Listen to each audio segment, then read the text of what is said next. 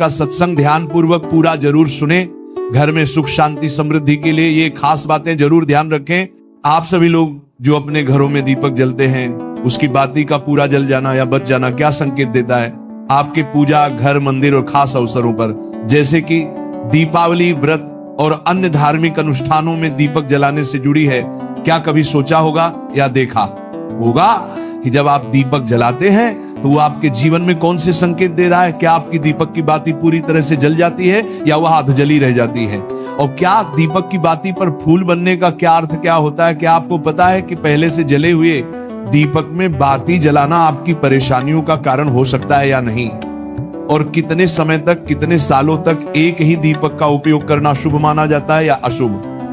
आज हम इन सभी रहस्यों का पर्दाफाश करेंगे और जानेंगे कि दीपक आपके जीवन में खुशहाली या बाधाएं कैसे ला सकता। तो भक्तों, आपको जानकर हैरानी होगी कि आप अपने पूजा घर के मंदिर में दीपक जलाते समय अगर ये गलती करते हैं तो आपको इसका परिणाम जरूर भुगतना ही होगा। दीपक की बाती का पूरा जल जाना और बाकी का बच जाना भी अलग अलग संकेत देता है, जो आपके लिए जानना बहुत जरूरी है।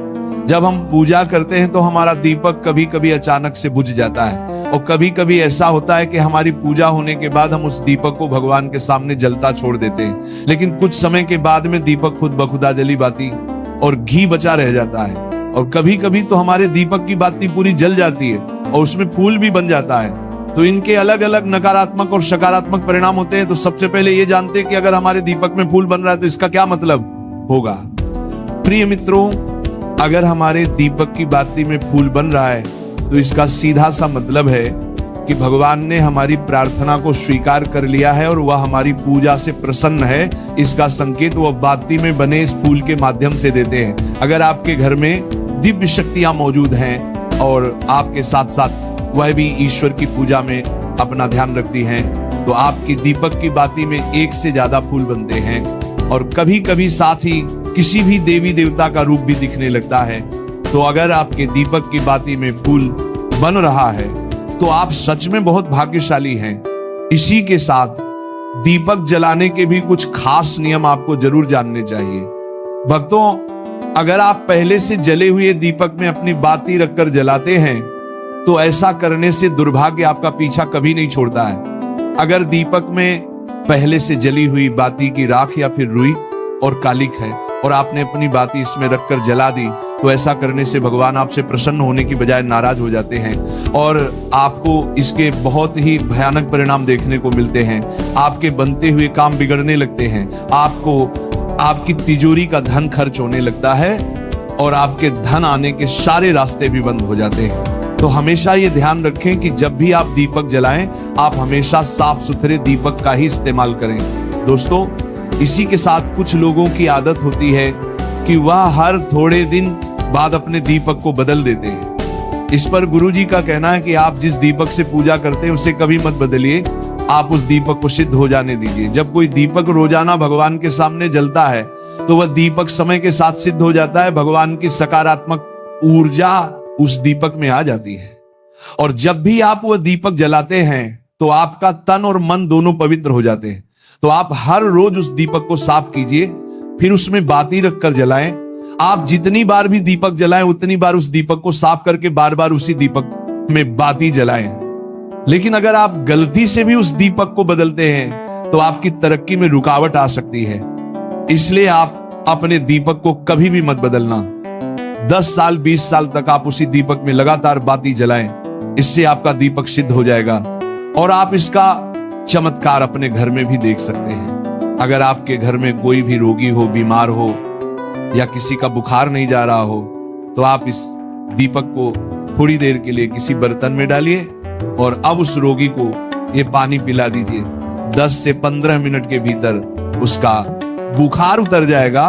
वहीं अगर आपके घर में किसी को नजर लगी हो या फिर आपके व्यापार में किसी की नजर लगी हो, आपका धंधा अच्छे से नहीं चल रहा हो, तो भी आप इस दीपक को तांबे के बर्तन में पानी भरकर उसमें डाल दीजिए और रात भर के लिए छोड़ दीजिए। अगले दिन सुबह पानी का छिड़काव अपने घर में और अपनी दुकान पर करिए। ऐसा करने से आपको साफ साफ परिणाम दिखाई देंगे, क्योंकि जब हम लगातार एक ही वस्तु का प्रयोग अपनी पूजा में करते हैं तो वह वस्तु शुद्ध हो जाती है। भगवान की जो ऊर्जा होती है वह उस वस्तु में समा जाती है। तो कभी भी अपने मंदिर के दीपक को बदलने की गलती ना करें। दोस्तों, अगर आपके मंदिर का दीपक टूट जाता है या फिर खराब हो जाता है या खंड हो जाता है, तभी आप उस दीपक को बदल सकते हैं। लेकिन फिर भी आप उस दीपक को ना फेंक, बल्कि इसे अपने घर में संभाल कर रखें, क्योंकि ये भगवान की सकारात्मक ऊर्जा का भंडार होता है।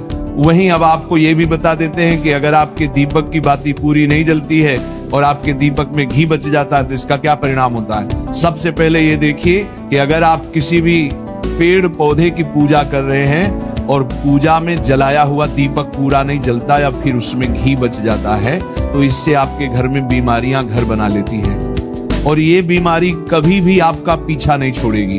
तो जब भी आप किसी भी पेड़ पौधे या मंदिर के बाहर किसी भी स्थान पर पूजा करें तो यह ध्यान रखें कि उसकी बाती पूरी जले और उसमें घी बचा हुआ ना हो, क्योंकि ये आपकी अच्छी सेहत के लिए बहुत ही अच्छा प्रभाव देगा। वहीं अगर आपके घर के मंदिर में दीपक की बाती पूरी नहीं जलती और पूजा करते समय दीपक बार बार बुझ जाता है, तो जरूर आपके घर में नकारात्मक ऊर्जा का वास है और ये आपकी पूजा में विघ्न डालने का काम करती है। दोस्तों, हमारे घर में अगर कोई बुरी शक्ति होती है या फिर कोई ऐसी ऊर्जा होती जो ये नहीं चाहती कि आपके घर में भगवान की कृपा हो और सकारात्मक ऊर्जा हो, तो ये आपकी पूजा सफल नहीं होने देती, क्योंकि भक्तों एक वातावरण में एक ही तरह की ऊर्जा रह सकती है, या तो सकारात्मक या नकारात्मक। जो बुरी शक्तियां होती हैं वह ये कभी भी नहीं चाहती कि आपके घर में देवी देवताओं की कृपा हो। अगर आपके घर में भगवान ने अपनी कृपा की तो उन बुरी शक्तियों और ऊर्जा का प्रभाव खत्म हो जाएगा। इसलिए ये शक्तियां चाहती हैं कि आपकी पूजा में रुकावटें आए। इन्हीं के प्रभाव से हमारा दीपक बार बार बुझ जाता है या फिर दीपक की बातें पूरी नहीं जलती।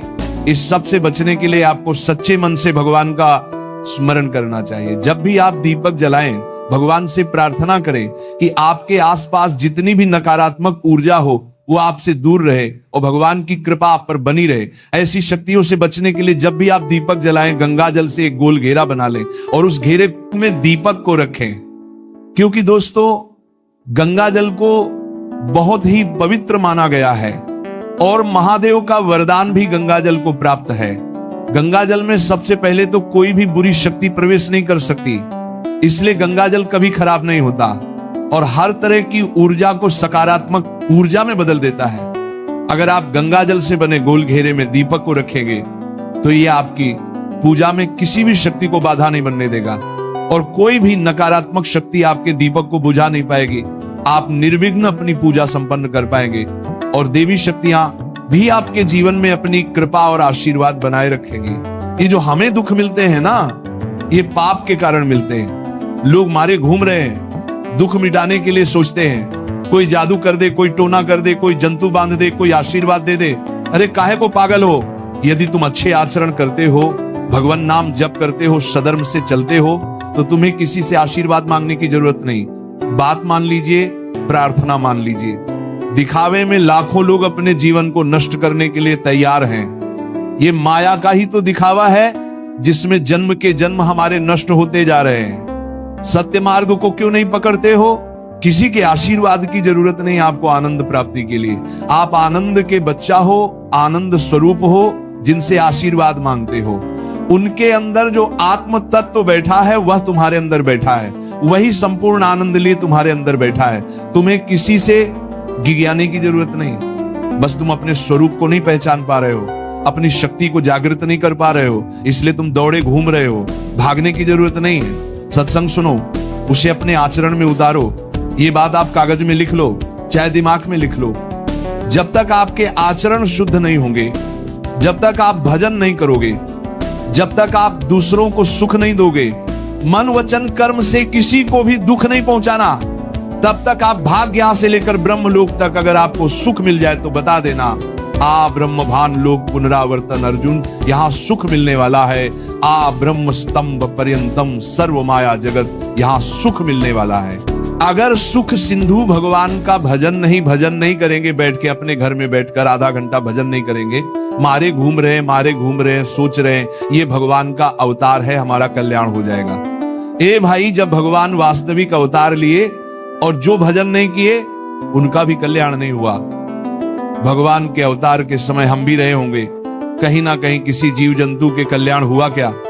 अब भजन करोगे तो कल्याण हो जाएगा, हमारी बात मान लो। बार बार आपको कभी कड़वे शब्दों में, कभी मीठे शब्दों में बताते हैं। ए भाई, बचपन से भगवान के मार्ग में लगे हुए हैं, हमको अपना कर्म भोगना पड़ रहा है। जो शरीर रचना के समय रचा गया था, वो सुखद या दुखद कर्म भोगना पड़।